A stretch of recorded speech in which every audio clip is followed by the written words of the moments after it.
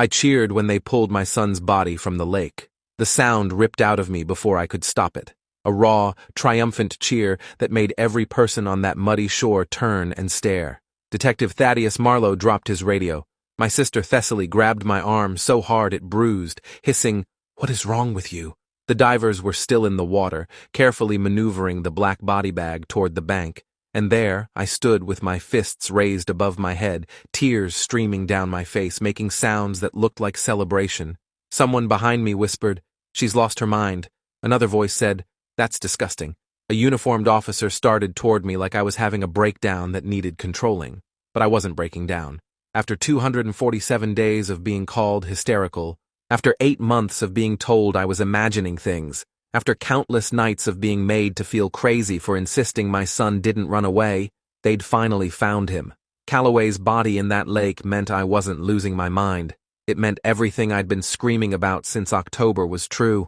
It meant Detective Marlowe, standing 15 feet away with horror spreading across his face, had been lying to me from the very beginning.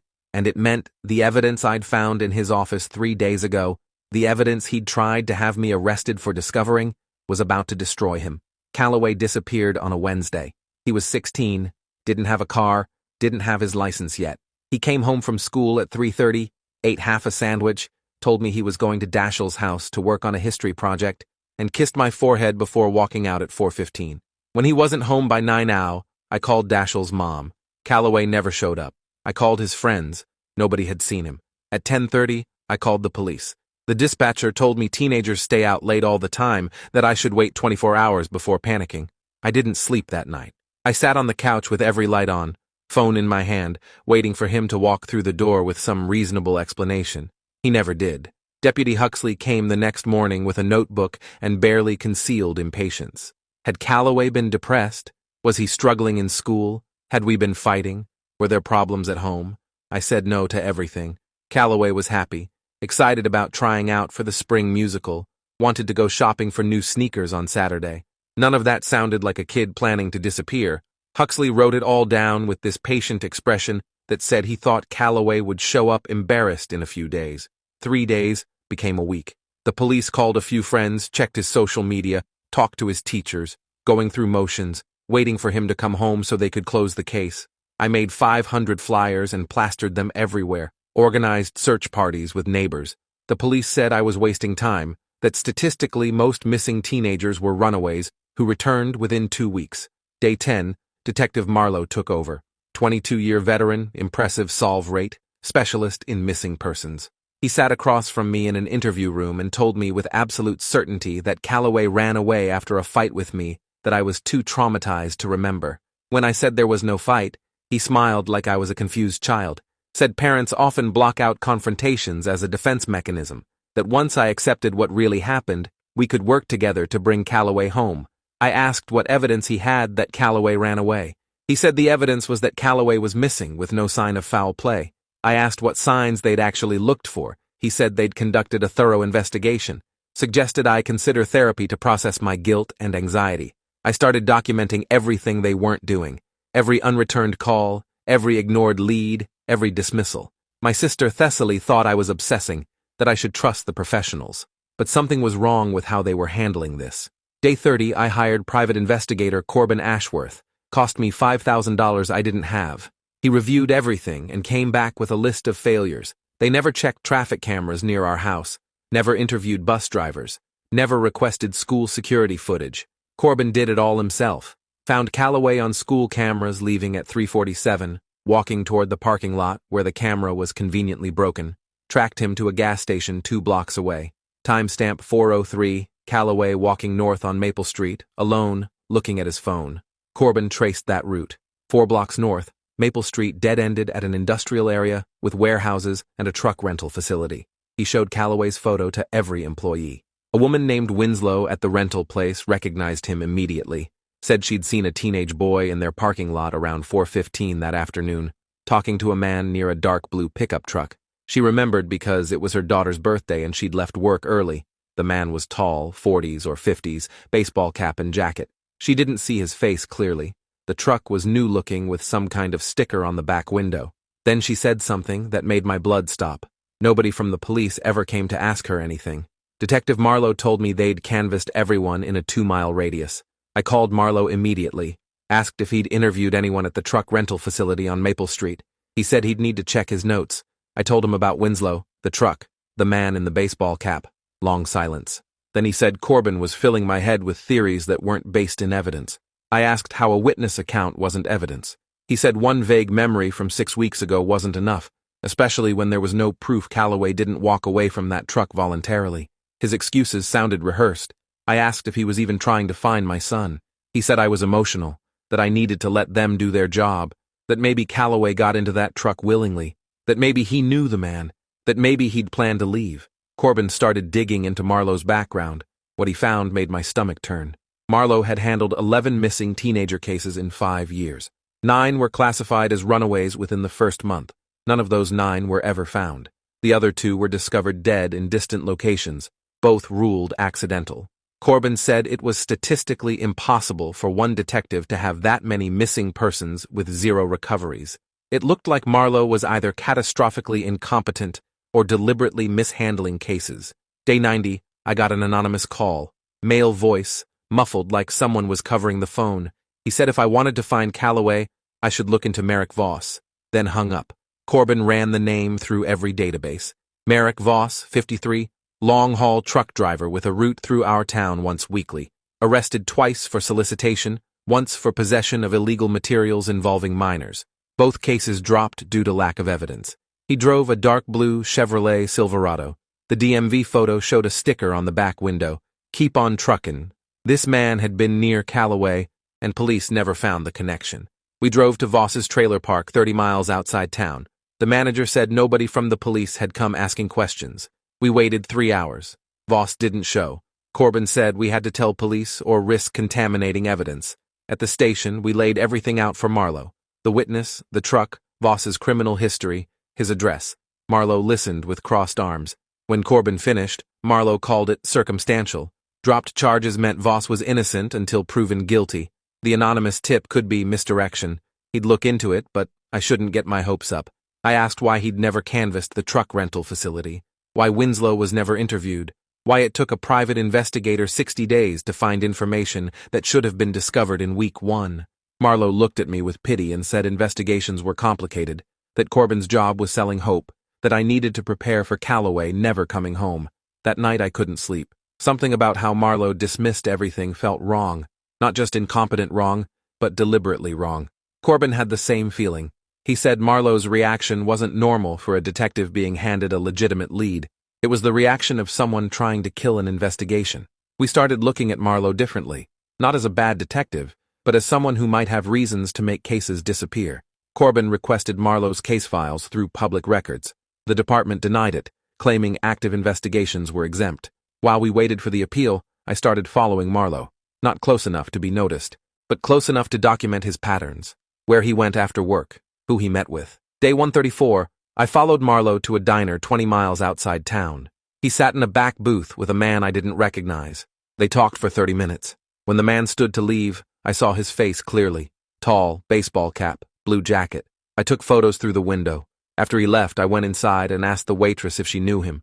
She said he was a regular, came in every week, always Thursdays, drove a truck. I showed her Calloway's photo, asked if she'd ever seen him with this man. She looked uncomfortable, said she minded her own business, and I should too, but her eyes said yes. I sent the photos to Corbin. Facial recognition came back in an hour. Merrick Voss, the same man from the anonymous tip, the same man Winslow saw with Calloway. Detective Marlowe was having regular meetings with a suspected child predator, and he'd never mentioned knowing him when we brought up Voss's name. Corbin said this was bigger than incompetence. This was conspiracy. We needed federal involvement. The FBI investigates police corruption. Day 156, I got another anonymous call. Same muffled voice. He said if I wanted proof of what Marlowe was doing, I should check his office at the police station late Thursday night. Marlowe always left around 11:30. His office door didn't lock properly if you pushed hard on the frame while turning the handle. The file cabinet had a spare key taped under the bottom drawer. I asked who he was. He hung up. Corbin said it was obviously a trap, that someone was trying to get me arrested for breaking in. But what if someone inside the department knew what Marlowe was doing and couldn't come forward? What if this was my only chance to get evidence? Thursday night, I waited across from the police station, watched Marlowe leave at 11:33, exactly like the caller said. At 11:47, I walked through the front door like I belonged there. The night receptionist barely looked up. I went straight to Marlowe's office. The door opened exactly how the caller described. My heart hammered as I searched for the file cabinet key, found it taped under the bottom drawer. Inside were folders labeled Closed, Runaway Cases, 9 files, all teenagers, all classified as runaways within 30 days, all assigned to Marlowe, all with bank deposit slips clipped to them showing payments from Merrick Voss, payments ranging from $15,000 to $30,000. I started photographing everything with my phone. That's when I heard footsteps in the hallway, heavy boots, keys jingling. I'd been in his office 17 minutes. Marlowe wasn't supposed to be back. The footsteps stopped outside his door. I watched the handle turn, still holding the file folder, still holding my phone, and Marlowe walked in. His face went from confusion to understanding to rage in seconds. He said, "What the hell was I doing in his office?" His hand moved to his gun. I held up my phone and said I'd already sent everything to the FBI. That agent Isolde Brennan had copies of all his bank records, all the case files, everything. It was a lie, but he didn't know that. His hand froze on his weapon. Marlowe told me to put down the phone, that I was making a huge mistake, that I didn't understand what I was looking at. I asked him to explain $200,000 in payments from Merrick Voss. Explain why every teenager who went missing on Voss's truck route got assigned to him and classified as a runaway. Explain why he never investigated any of them. He said I had no idea what I'd gotten myself into, that I needed to forget what I saw and walk away before people got hurt. I asked if that was a threat. He said it was advice. Then he pulled out his phone and called for backup. Said he'd found an intruder in his office. 2 officers arrived in under a minute. Marlowe told them to arrest me. I held up my phone again and said everything was being live-streamed to my lawyer and the FBI. Another lie, but I was committed. I said if they arrested me, they'd be part of whatever Marlowe was covering up. The officers looked at each other, uncertain. Marlowe told them I was lying. I started reading off details from the files, names of missing teenagers, dates they disappeared, amounts Voss paid after each case closed. One officer, younger guy named Lysander, looked at Marlowe and asked if that was true. Marlowe said it was fabricated evidence. I showed them photos on my phone, the bank slips, the case files, the pattern going back 5 years. Officer Lysander said they needed to call Internal Affairs. Marlowe said Lysander was way out of line, but Lysander was already on his radio calling for a supervisor. Marlowe's face went dark red. He told me I'd just made the biggest mistake of my life, that I had no idea who I was dealing with. I told him I knew exactly who I was dealing with, a cop who sold missing children to a trafficker and covered it up by classifying them as runaways, a detective who took money to make sure no one looked too hard, a man who was going to prison. The supervisor who arrived was Lieutenant Octavia Reeves. She took one look at the scene and immediately separated us, escorted me to a conference room and asked me to explain exactly what happened. I showed her everything on my phone, every photo I'd taken, the pattern I'd discovered, the connection between Marlowe and Voss. She listened without interrupting, her expression getting harder. When I finished, she said she was placing Marlowe on administrative leave and calling the FBI. She asked if I had other copies. I lied and said yes, that my lawyer had everything. She said that was smart. Then she asked why I broke into a police office. I told her about the anonymous call, about being desperate after 8 months of being ignored, about knowing something was wrong and having nowhere else to turn. Reeves called the FBI at 1:30 in the morning. Agent Isolde Brennan arrived at 3:45 with 2 other agents. They interviewed me for 4 hours straight, asked me to go through everything from the beginning, Calloway's disappearance, the failed investigation, Corbin's discoveries, the anonymous tips, following Marlowe, breaking into his office, finding the files.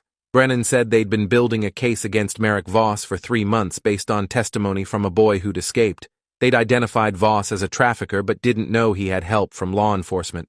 What I found changed everything. They needed to move fast before Marlowe or Voss disappeared.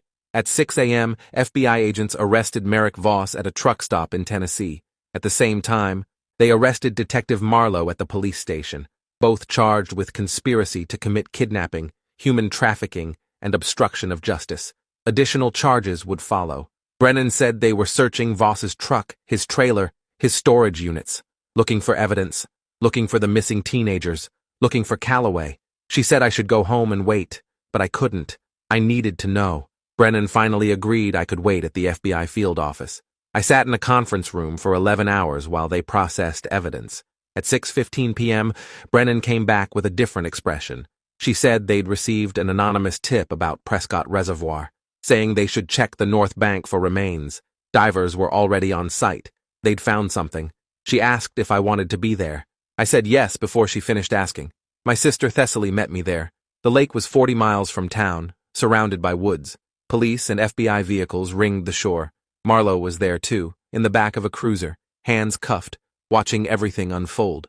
The divers brought up the first body bag at 7:30, then another, then another.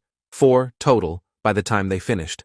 Brennan came over and said they'd need dental records for identification, but based on clothing and personal effects, one was Calloway. The other 3 were teenagers from Marlowe's closed cases, all murdered, all dumped when they became too difficult for Voss to control or threatened to expose the operation. That's when it happened. The sound that ripped out of me, not grief, but vindication, a cheer so raw and unexpected that everyone stopped and stared. My sister grabbed my arm, horrified. Someone said I was sick. Another said I'd lost my mind, but they didn't understand. After 247 days of being called hysterical and paranoid, after being told I didn't understand how investigations worked, after being gaslit and dismissed and patronized by the very man now handcuffed 15 feet away, I finally had proof. Proof I'd been right about everything. And proof that Detective Thaddeus Marlowe had spent 8 months lying to my face while my son's body was rotting in this lake. The trials took 14 months. Voss went first. 4 escaped victims testified. Phone records showed communication with buyers in 8 states. Financial records documented payments. DNA linked him to his truck and where bodies were found. The jury deliberated 3 hours. Guilty on all counts. Life without parole. Marlowe's trial was longer. His defense claimed he'd been manipulated, that he thought he was investigating legitimate runaways, that the payments were for unrelated work. The prosecution destroyed him, showed the pattern of buried cases, the witness statements never followed up on, the evidence never collected, bank records showing $200,000 over 4 years. Officer Lysander testified about how Marlowe tried to have me arrested when I found the files. The jury found him guilty of conspiracy, obstruction, and accessory to murder. 45 years in federal prison. 7 families sued the police department. We refused to settle. Wanted public documentation of every failure. The trial lasted 6 weeks. Our lawyers proved systematic negligence in how the department handled missing persons. Proved supervisors ignored red flags with Marlowe because his arrest numbers looked good. Proved there were no oversight mechanisms. The jury awarded us $43 million combined. The police chief resigned. The mayor ordered complete overhaul of protocols. I testified before the state legislature supporting a bill requiring independent oversight of police investigations involving missing children. If a case remained unsolved after 30 days, an outside agency would review procedures. Body cameras required during family interactions. A database tracking how officers handled missing person cases so patterns like Marlowe's could be identified earlier. Law enforcement opposed it. I told them officer discretion got my son killed. The bill passed. The governor signed it. Calloway's law. 3 years later, Brennan called. They'd identified 2 more victims killed by Voss. Both families contacted me, wanting to thank me for pushing the investigation that exposed him. They'd been dismissed by police, told their sons ran away, spent years wondering. Both said finding their sons' bodies brought the same complicated relief, the bittersweet closure of finally knowing truth. I cheered when they pulled my son's body from the lake, because his death proved what everyone tried to make me doubt, that I knew my child, that a mother's instinct isn't hysteria. Calloway's body meant Marlowe couldn't hide anymore. Voss couldn't keep hunting. 8 months of gaslighting ended and truth began. I wish Calloway had come home alive, but in that moment on Prescott Reservoir's shore, watching them pull my son from dark water, vindication flooded through me because finally someone would have to listen. Thanks for watching till the end. Make sure to subscribe and like to not miss the next story.